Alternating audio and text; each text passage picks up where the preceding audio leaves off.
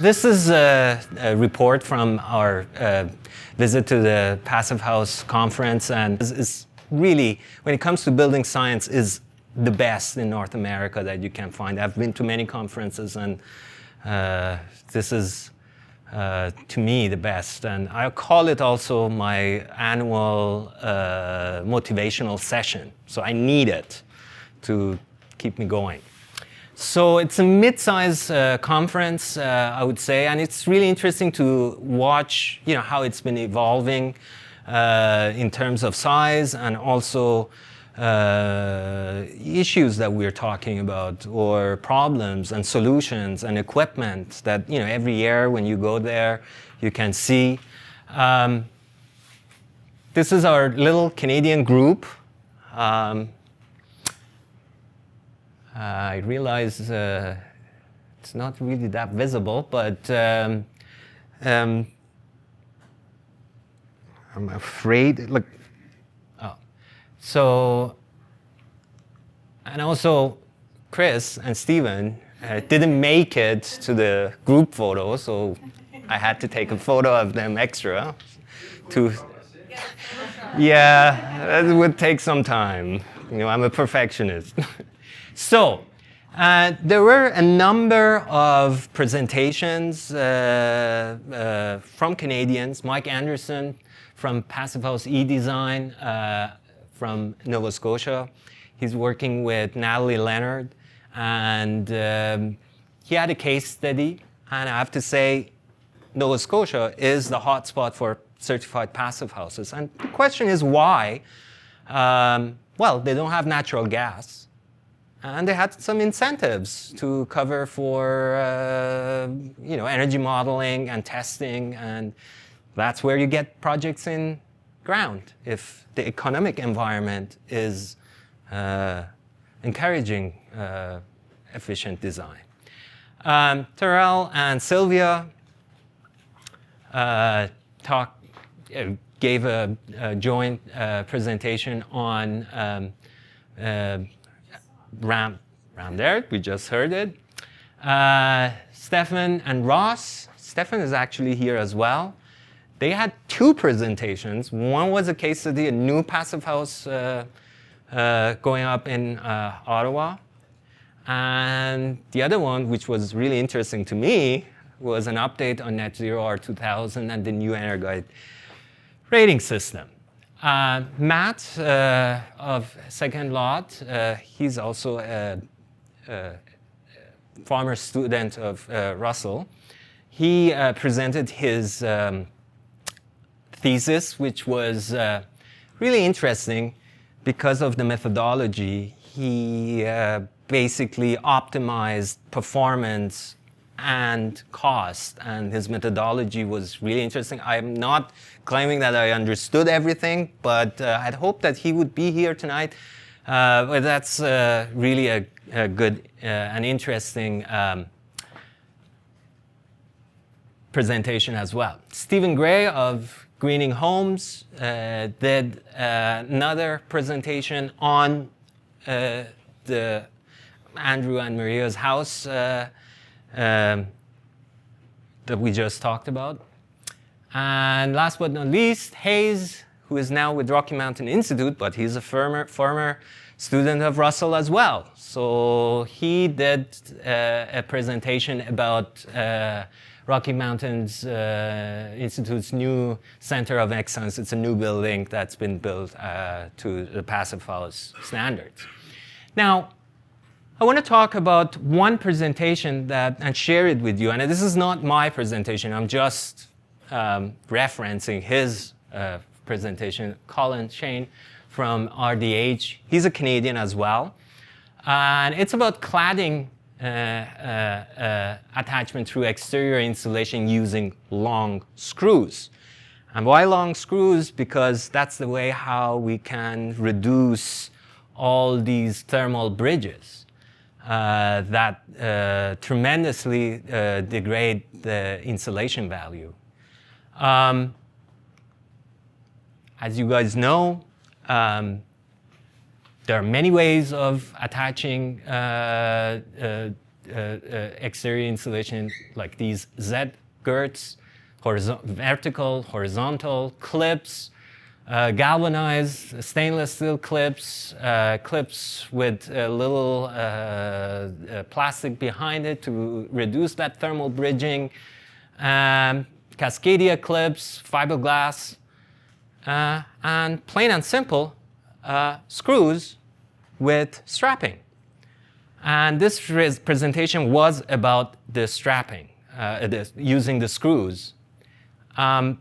They did a 3D thermal finite element analysis using Heat 3, which is a German software, so it's accurate. The boundary conditions that they used was minus, if I'm not wrong, minus 18 is 0F, and 70 is plus 21. So, and that's the result. Just to explain what we're looking at here. So these are the various methods of attaching the exterior insulation, with the brown one here, starting with continuous vertical Z-gird at 16 inches, and then the second one at 24 inches, and so on. And the last one, the last two are the screws. So they have done an analysis for 16 R16.8 on the exterior, R33.6 on the exterior, and 50 R50 on the exterior. And here we can see the effective R value. Of course, the Z-girds reduce the effective R value tremendously. If you look at here, this is, I think 60% less. And the more insulation you put, the bigger the degradation of that effective R value is. Or, putting it a different way, this is the percentage thermal degradation. So, as we expected, the continuous vertical Z-girds, which are tremendous thermal bridges, with R16.8 on the exterior, that insulation has been degraded by something around 65%. If you have 33 R33 on the exterior, the degradation is close to 75. And the more insulation you have, the larger the degradation is, close to 80%. And again, on this side, you can see the screws. Sorry. And, just keep in mind, the insulation, the nominal insulation is the same in these walls. It's just that those thermal bridges degrades that thermal insulation by far. And as you can see, there's a tremendous amount of difference there.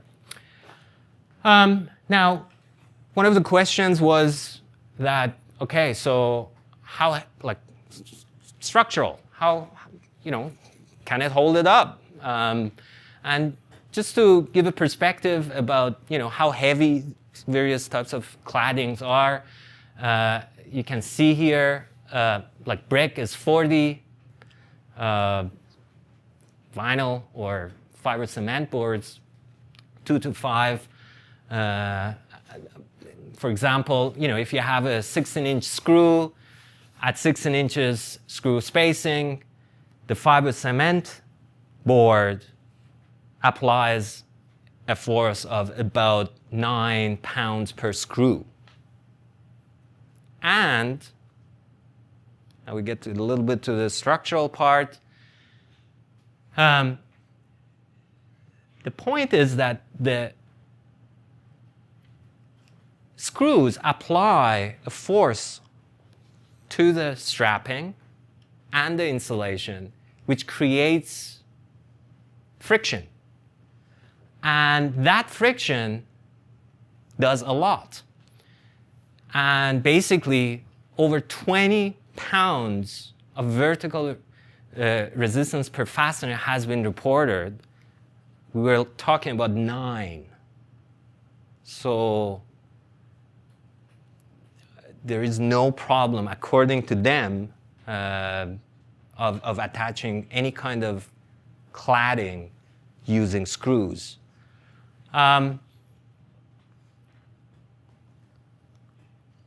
Now, if people are kind of concerned about the weight, then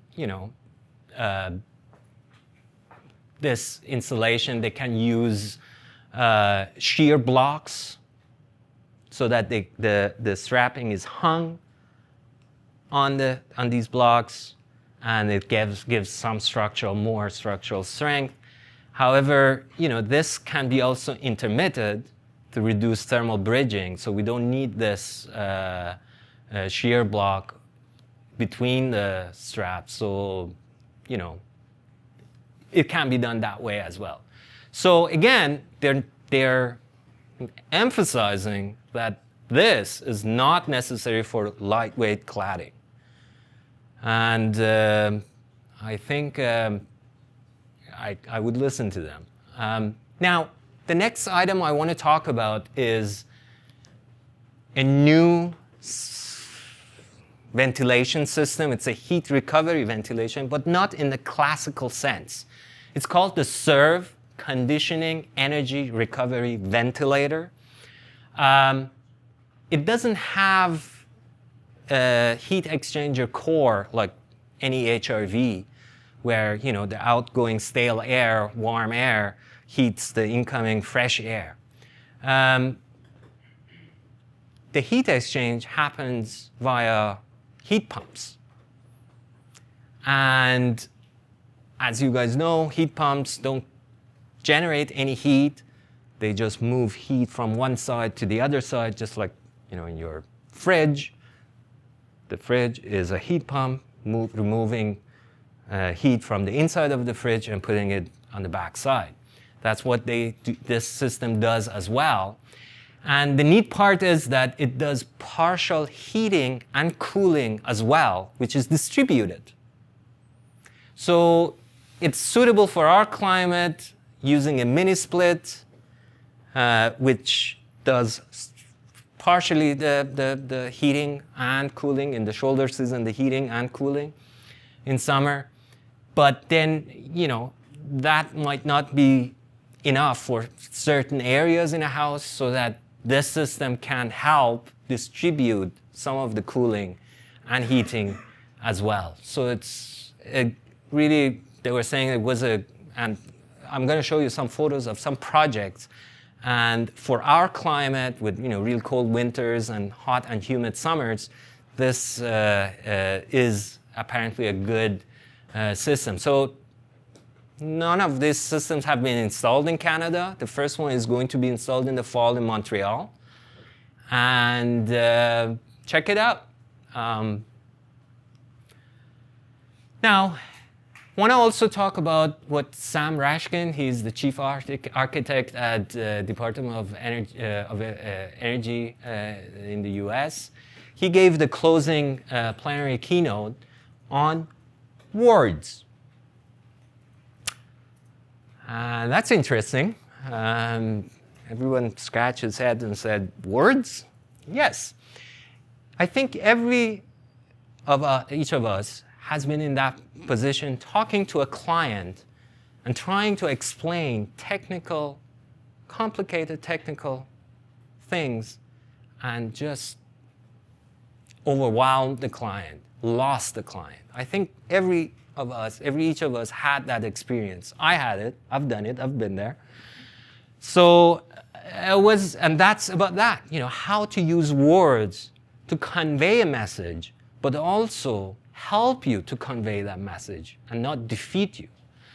For example, and this is an excerpt of Sam Rashkin's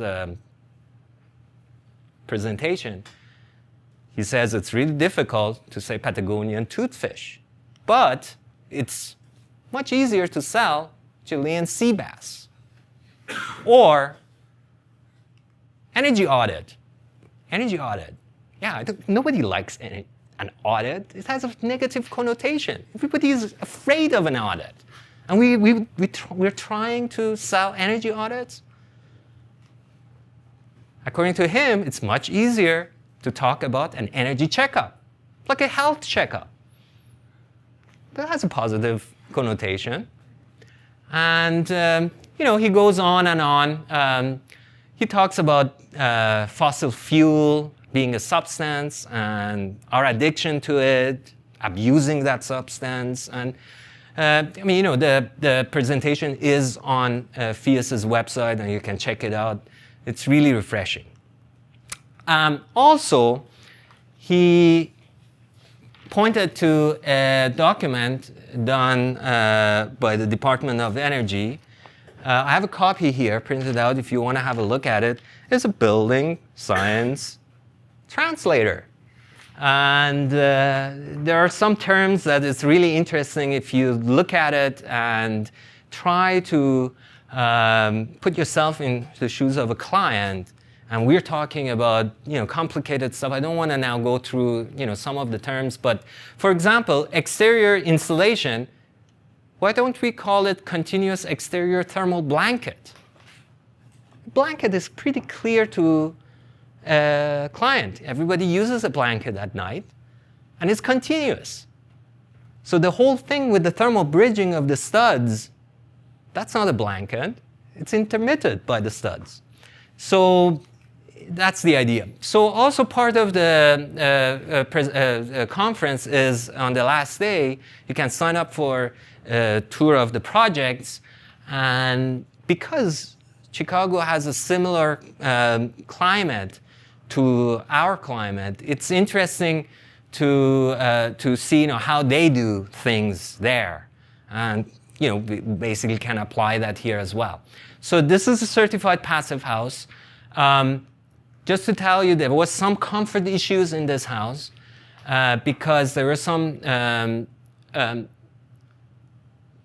shading devices planned, but the client didn't install them. So basically, they had some overheating issues. As you can see, they installed a film on the east and the west side. You can see this here to mitigate that problem. But it was still a problem, and it really doesn't look good, you know, looking out of the window through a film like that. The heating system is a mini split, and that's basically it. A mini split. This is the water heater, and they have also a thermal solar panel, and that's the tank for it. Now, what helped them resolve the problem was to install the serve, because the house was experiencing some overheating in certain areas. The mini split was doing its job, but that cooling was not distributed. However, the serve helped them to distribute some of the cooling that the serve does as well, and that basically resolves their problem. This is another house. I like it. It's really a small house. It's a slab on grade. And as you can see, it's been, you know, basically open to the south to make use of the solar energy there. And again, it's, you know, an urban setting. So in order to maximize that solar gain, they opened it up to the south, so that, you know, the house on this side is not really affecting it. If you look at the thermal, if you look at the shading, and this is, you know, September 11th. That's the overhang. So, and they have a fireplace, but the fireplace is not in the thermal envelope. It's a big no-no for a passive house. But you can still have it. We're humans. We're geared towards, you know, fire. We like radiation, heat radiation. And that's how you do it. You put it outside in a 3-season room. This is the mechanical system, the Xander, heat pump water heater, and the mini split. Plain simple. The idea of passive house is to reduce mechanical systems, the complication of it. Now this one is interesting because this house doesn't, you know, the goal was to achieve the living challenge, living building challenge. So that was the goal, and they did certain things differently. As you can see, they have a weather barrier here, but that's not really needed. This is an extra thing they put on. This is a blue skin. But basically, they have 6 inches of Roxol, semi-rigid Roxol on the exterior, 2x8s, and insulation between the studs. Now, here you can see the 2 layers of Roxol, and the air barrier is on the sheeting is a liquid applied air barrier. Here on the back side, you can see it as well. So the weather barrier, the insulation, the air barrier, and then in between the 2x8 studs inside as well. And that insulation goes all the way down, covers the basement as well, like a blanket. And the basement is not concrete, it's Durasol with Roxol insert in it as well. Some air sealing on the windows here. You can see again the liquid applied air barrier. On the top floor, the air barrier is also, that liquid applied is applied to the ceiling as well. And again, the Zander was the heat recovery ventilator, and that was it. And the heating system was mini split as well. This is another project we went, and it's not a fort. Nobody is going to shoot at you from the top. Those are in place for the roof trusses. It's a raised heel roof truss to enable enough insulation around the perimeter of the attic. So, and they use the zip panel, zip sheeting, and again, that's an air barrier as well.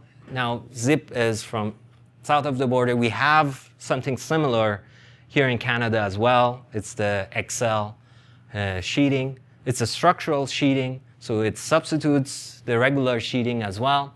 And here, I was hoping Stephen was going to be here because I don't remember why they applied the tape and then they experimented with the fluid as well. But there was something going on there. But as you can see, this is on the inside, that fluid, liquid applied air barrier is oozing in. It's really sealing that joint of the sheeting. Here we can see the seal gaskets sealing this is the zip panel, the concrete. Seal gasket here and there to make that perimeter airtight as well. And that's it. Thank you, and